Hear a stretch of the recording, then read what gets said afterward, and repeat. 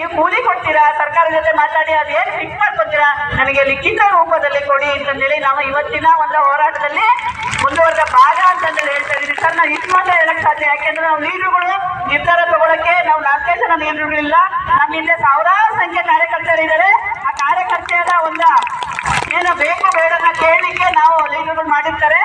ನಾವೇ ನಿರ್ಧಾರ ತಗೊಳಕ್ಕಿಂತ ಅವ್ರ ನಿರ್ಧಾರನ ನಮಗೆ ಮುಖ್ಯ ಆಗುತ್ತೆ. ಯಾಕೆಂದ್ರೆ ನಾವು ಇನ್ನೊಂದ್ಸಲ ನಮ್ಮ ಬೇಡಿಕೆ ಕೇಳಲಿಕ್ಕೆ ಮೇಡಮ್ ಪಾರ್ಕಿಗೆ ಅಂದ್ರೆ ಅವ್ರು ಬರೋ ಸ್ಥಿತಿ ಇಲ್ಲ. ಯಾಕೆಂದ್ರೆ ನಾವು ಈ ಸಲ ಲಾಸ್ಟ್ ಮಾಡ್ಬೇಕು ನಮ್ಮ ಹೋರಾಟನ ಅಂತ ನಾವು ಅನ್ಕೊಂಡು ಬಂದಿದ್ವಿ.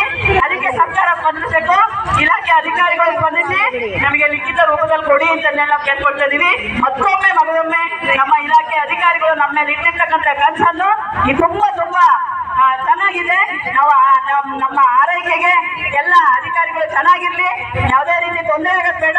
ನೀವು ಹೀಗೆ ಹೋಗಿ ಸಿಎಂ ಆಪ್ತ ಕಾರ್ಯದರ್ಶಿ ಹತ್ರ ಮಾತಾಡ್ತಿರೋ ಅಥವಾ FD ಅವರ ಅಧಿಕಾರಿಗಳ ಜೊತೆ ಮಾತಾಡಿದಾರೋ ನಾವು ಸಂಜೆವರೆಗೂ ಕಾಯ್ತೀವಿ.